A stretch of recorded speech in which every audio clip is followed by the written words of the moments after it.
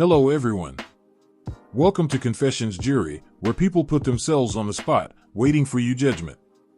Sit comfortably and listen carefully, as you're about to hear today's cases. You hold the hammer and you apply the law. Let us have your verdict down in the comments section. As always, don't forget to subscribe and like the video. Let's head on to our first case. Case 1.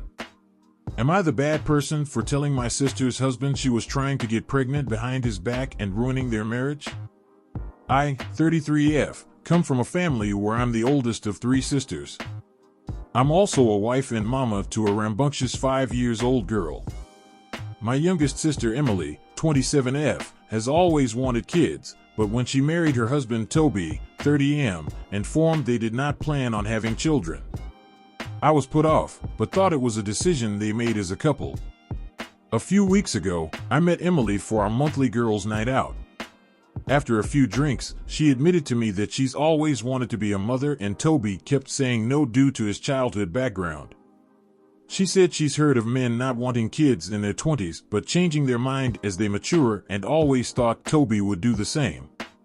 But he's remained adamant that he did not want any. She then told me that she had her IUD taken out, so they have been using condoms while she's choosing her next birth control option. I was shocked to hear that she was taking these used condoms to try and get pregnant in secret.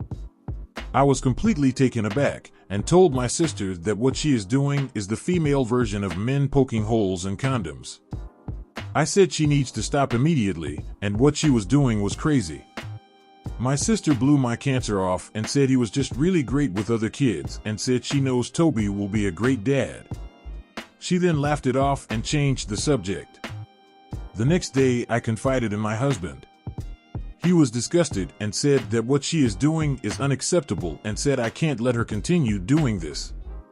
I called Emily and said that I was freaked out about she told me and wanted her to promise that she would stop trying to get pregnant without Toby's consent. Emily got defensive and said I didn't understand the situation because my husband has always been excited about kids, even more than me. She said she made a mistake bringing it up to me and that I needed to drop the subject because it's her life.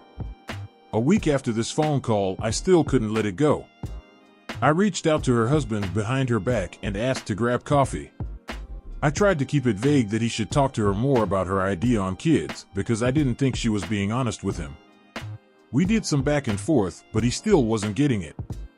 I finally spilled the beans that I think she's trying to get pregnant, and he kept pressing on what I knew. Once the condom thing came out, he looked sick and quickly excused himself. An hour-ish after, Emily began to blow up my phone with missed calls and texts freaking out on me and calling me all sorts of terrible things. I finally picked up one of her calls, and she was hysterical on how I ruined her marriage and that Toby was throughout the word divorce during their fight.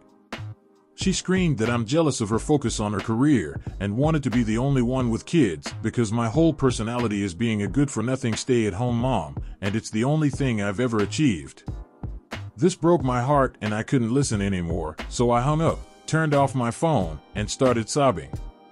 After this, Emily got a hold of my family to blame me for turning Toby against her and that I'm causing her to get divorced. My mom, who's kind of like the matriarch of the family, told me that while what Emily did was not great, a lot of men do change their minds, like my dad did once they accidentally got pregnant with me, and what I did was not my place and unforgivable. I've since been uninvited to Christmas and my family has either been against me, cold to me, or uncomfortable around me. Only my husband has been on my side and told me what I did was the moral thing. I don't know what to do. I really thought I was doing the right thing, but everyone seems to hate me now. I don't know how to fix this and I really need help. I really wasn't trying to ruin her marriage, but it feels like my whole family has blown up. I feel like I've made a terrible mistake. Do you think I was wrong? What do you guys think? Lay down your ruling in the comments section and let's move on to our next story. Case 2. Am I the bad person for calling out my mom for wanting to go against my sister's will and for refusing to give something of my sister's to our half-siblings? My sister, 22, died this year. I, 16M, knew she was sick but our mom didn't and neither did our stepdad. My sister wasn't talking to mom when she died. When she turned 18, she moved out of the house and she crashed with friends for almost a year. Then she moved in with some of her friends and they shared an apartment. When she left, she took everything that was hers. All her stuffed animals, her scrapbooks, she's scrapbooked since she was 5, her books, her makeup stuff, and any jewelry she had. Mom actually screamed at her as my sister was leaving because it was pretty clear she wasn't coming back with all the stuff she was taking. I don't think they ever spoke again. If they did, it wasn't often and it didn't end good.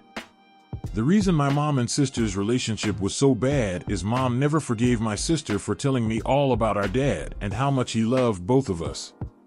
She said it a lot more when Mom met stepdad.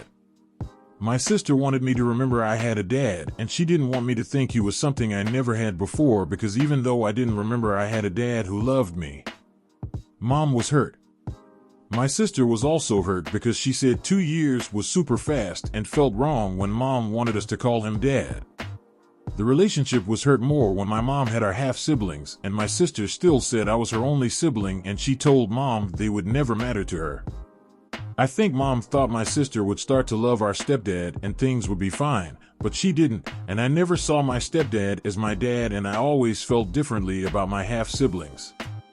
I admit it could be my sister's influence, but it's how I feel still, and Mom resents my sister for it. She never got the perfect family again like she wanted, and my sister was glad it didn't happen. She used to argue with Mom that it was disrespectful to our dad to try and slot someone else into his role in every way. So our life's a mess, and my sister's death was something Mom has struggled with. When she found out I knew my sister was sick, she was even more upset because I got to say goodbye, but nobody else did. But what really bothered her was my sister had a will when she died. And she left everything to me.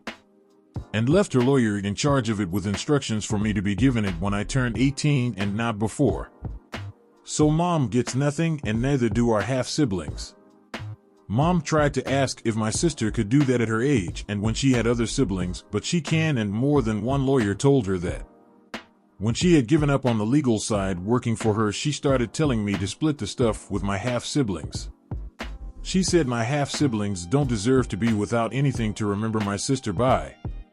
And she said it's on me now to be better than my sister was and to accept the family we have. She said I'll never have another sibling if I don't accept my half-siblings, and she told me there's nothing legally wrong with me sharing the stuff with my half-siblings when I get them. She keeps saying it's the right thing to do. When she brought me for a drive where she wouldn't stop talking about it, I kind of lost my temper, and I called her out for trying to go against my sister's will and told her she was disrespecting her memory. I told her I'm not sharing my sister's stuff with my half-siblings either. I told her she's only making me want to leave when I turn 18 like my sister did, and that's a little over a year away. I'm almost 17. She told me our attachment to Dad made her feel like we didn't care about her ever. I told her the way she handles this stuff is so bad and makes things way more difficult. Before we got back to the house, she brought up how my half-siblings deserve better and how my sister ruined me. Am I the bad person? What do you guys think of this one? Let us know in the comments section, and let's move on to our next story. Case 3. Am I the bad person for not letting my stepson move back in after he pranked me? My wife, Karen, 45F, and I, 48M, have been married for 5 years. She has a son, Dylan, 22M, from a previous relationship. Dylan and I have always had a decent relationship, nothing super close, but I treated him like my own and helped support him through college. Dylan recently graduated and moved back in with us temporarily while he looked for a job. Things were fine for a while, but he started hanging out with some friends who he said were into pranks. A couple of weeks ago, while Karen was out of town visiting her sister, Dylan decided it would be funny to prank me by wrapping all of my work supplies, computer, files, even my chair, in duct tape. I work from home, and this was the morning of a big presentation I had spent weeks preparing. I lost it. The tape was impossible to remove without ruining some of my files, and I had to scramble to piece together my presentation. When I confronted Dylan, he laughed and said, "It's just a joke, chill out." I told him that this wasn't funny and that his lack of respect for my work was unacceptable. He brushed me off and acted like I was overreacting. When Karen got back, I told her what happened and said that I couldn't live with someone who didn't respect me or my home. I told Dylan he needed to move out. He packed up and went to stay with a friend, but now Karen is furious with me. She says I'm being too harsh and that Dylan is just a kid who made a dumb mistake. Dylan has since apologized, but I told him he needs to learn that actions have consequences. Karen thinks I'm being petty and putting my pride above family, but I feel like this is about respect. Am I the bad person for not letting Dylan move back in? You've sat down, you've listened. Now, it's time to state your ruling. What is it gonna be? Let us have it down in the comments section down below. Thank you for watching. Please like this video if you enjoyed it and subscribe for more cases like these.